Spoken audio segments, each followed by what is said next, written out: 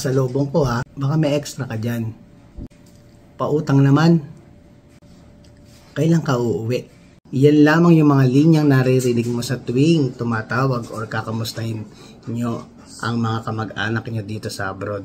So yung mga OFW dito sa kasang sulok ng mundo, makaka-relate kayo sa vlog na to. So ano ba yung mga reason bakit hindi basta-basta nakaka-uwi yung mga kamag-anak nating OFW sa Pilipinas para magbakasyon or para makasama yung mga pamilya nila sa Pilipinas. So hindi naman din biro-biro din mga kamamaw na malungkot din sa amin bilang mga OFW na hindi makauwi ng Pilipinas at mayakap ang mga mahal namin sa buhay. Pero syempre ito, nandito tayo sa vlog na to para ipaliwanag ko sa inyo ano ba yung mga reason bakit ba ang hirap makauwi ng Pilipinas yung mga OFW dito. Simulan na natin.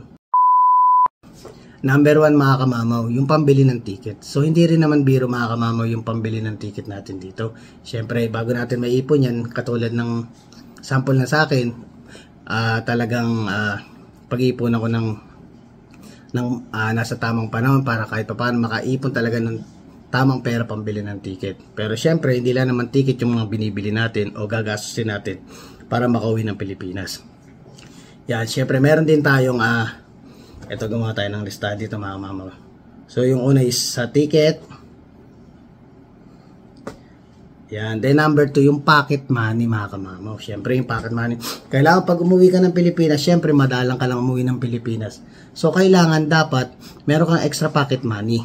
Pocket money para magastos mo or kahit papano ma-enjoy naman din ng mga OFW yung bakasyon nila papuntang Pilipinas. At the same time, once in a lifetime na naman silang umuwi, gusto nila sulit at talagang masayang-masaya sila pagbalik nila dito dahil hindi naman biro mga kamamaw yung nararamdaman naming lungkot dito sa abroad dahil nangungulila sa mga pamilya. Yun. Tapos ang pasalubong. Yun. Siyempre isa pa doon yung pasalubong kasi hindi rin naman pwedeng uuwi ka ng Pilipinas. Tapos pag uwi mo ng Pilipinas is parang ang dala mo lang is konting pocket money lang. Tapos yung ticket mo lang. Siyempre, nandiyan yung mga kamag-anak natin.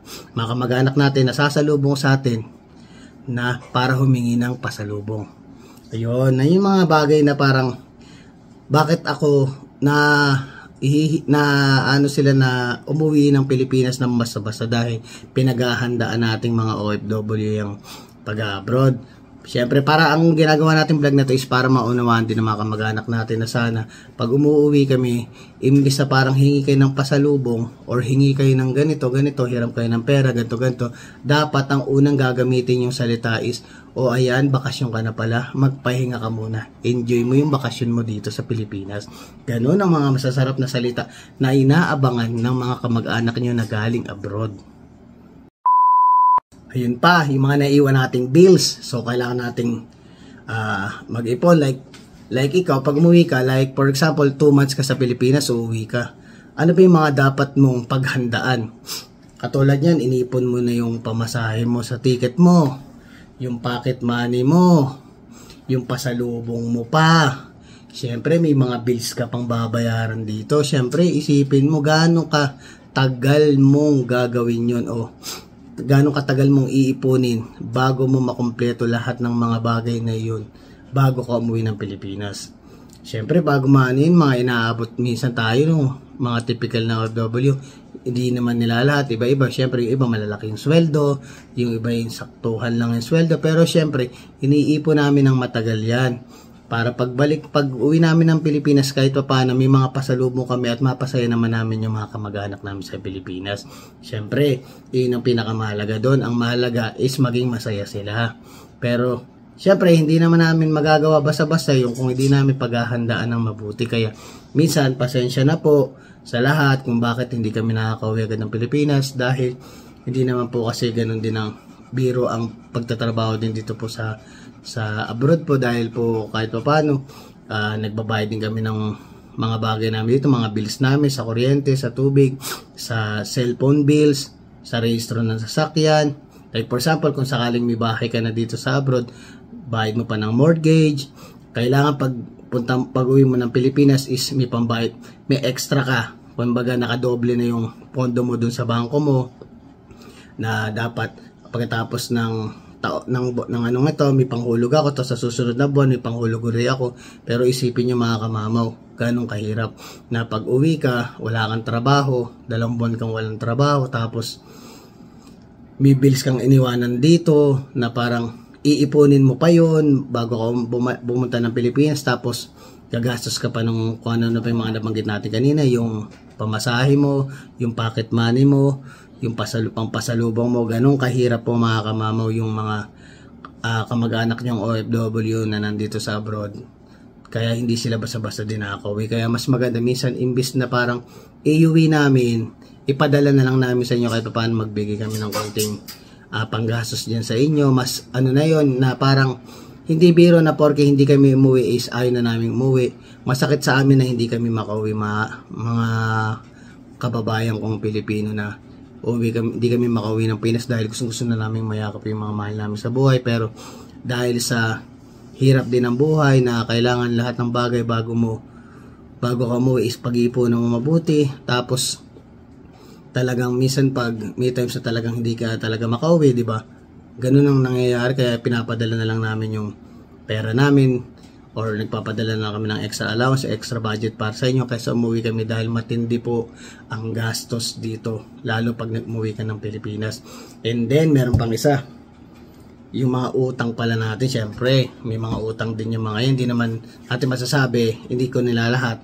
Merong iba syempre kahit paano may utang sila sa bangko. Yung iba mapapalad at saka madidiskarte sa buhay na nakakaipon sila ng maayos, ganito. Lalo mas maganda kasi mga kamamaw kung tulungan, lalo kung may kasama kang asawa mo or kung may mga kapatid ka na magkakasama kayo sa abroad na parang pag umuwi kayo is naka-ready talaga. Yun ang mga bagay na pwede talaga na masasabi natin. Pero syempre hindi rin naman lahat. Kumbaga para bang hindi naman lahat kayang sumabay kung ano meron tong kabila, kung ano tong meron kabila. Pero syempre sana info yung mga reason bakit hindi kami makauwi dahil biruin nyo pag galing namin Pilipinas, okay na-enjoy na namin, masaya na kami.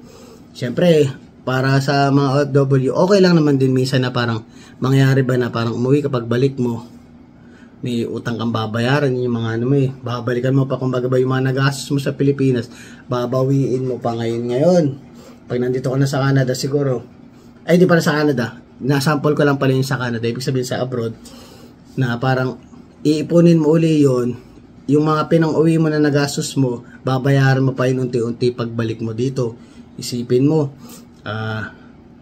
sabihin natin, ako kasi na-experience ko, na like for example, pag uwi ko na Pilipinas, pagbalik ko dito, mga 6 to 7 months or 8 months pa minsan, bago ko mabawi yung mga bagay na nagastos natin, which is hindi ko rin naman din nirereklamo or something kasi once in a lifetime lang naman yun. Pero syempre yung vlog na to is parang pinapaliwanag ko lang na para ay ganun pala, akala natin pagbalik niya dito tas pagkasimula ko ulit ng trabaho okay na lahat. Hindi po.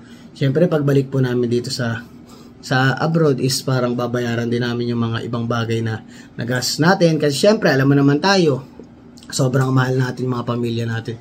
Yung mga bagay tayo na parang hindi natin iniisang tabi, kunyari ka kung may gusto yung parents mo, may gusto yung mga kapatid mo, kahit na wala ka sa budget, syempre napapagastos ka pa rin kasi minsan nahihiya rin po kami na hindi kami magbigay sa inyo kasi once in a lifetime lang naman po namin din kayo makita at makasama. So yun mga bagay na medyo parang ini-explain natin yan na sana maunawaan ng mga kamag-anak natin dyan sa Pilipinas na hindi rin biro po basta-basta yung uuwi ng Pilipinas yung mga kamag-anak nyo. Tsaka isa pa, yung mga ibang kamag-anak natin na parang biligyan mo na, eto kunyari ka, may mga pinsan ka, biligyan mo na lahat. Tapos yung bang marinig mo man lang na, uy, salamat. Napakalaking bagay po ng salitang salamat para sa isang OFW na katulad ko na magpapasalamat kayo dahil nabigyan ko lahat ng mga kamag-anak natin. Pero yung tipong hindi ka na nagpasalamat, tapos nabigyan mo na yung mga kamag-anak mo, tapos humihingi pa sa'yo. Yun, di ba? Siyempre, parang minsan, parang nakakaano din sa bilang OFW na imbis na magpasalamat na lang kayo, mas yung bang balik na salamat is napakasaya na po para sa amin. Yun yung mga ganung bagay o mga words na inihintay naming marinig, pero minsan dumarating tayo sa point na hindi natin marinig. So, yan mga kamamaw. Pero siyempre, dahil sa pagmamahal natin sa mga kamag-anak natin. Syempre, hindi naman din natin nakakalimutan yan. Pero minsan, pag umuwi rin talaga tayo, minsan, imbis na yung parang budget mo para sa'yo, para i-enjoy mo yung bakasyon mo, ay napupunta lang din lahat minsan sa mga relatives mo. So, yan yung mga bagay na dapat yung maunawaan. Sana bakit hindi rin kami basa-basa nakaka-uwi, dahil alam mo naman, tayo dito sa mga Pilipino, when it comes sa Pilipino talaga, lahat talaga pag nauwi, kahit even ako, pag umuwi ako talagang, nandun nga tayo sa point na parang minsan nabibigay mo na lahat, hindi mo na na-enjoy yung sarili mo.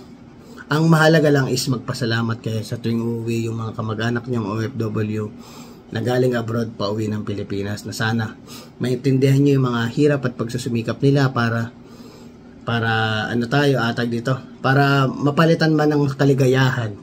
Yan mga kamama. Yung vlog natin na to is hindi tayo, wala tayong inaano. Parang ito lang yung mga typical na bagay na nangyayari or nagiging senaryo sa tuwing may nauwi ka ng Pilipinas, o bakit hindi makauwi yung mga kamag-anak nyo sa Pilipinas. Yun yung mga reason nila na bakit hirap na hirap sila, na hindi basta-basta masagot ang salitang sagot na, o sige, uuwi ako. Yun mga kamamaw. So sana mga kamamaw na enjoy nyo to yung vlog na to. Napaka iksing vlog lang na to, pero alam ko maraming makaka-relate dito sa topic natin. So mga kamamaw, kung nagustuhan nyo yung vlog na to, please comment down below. Don't forget to like, share, subscribe, and hit the notification bell for more updates of my video. See you mga kamamaw.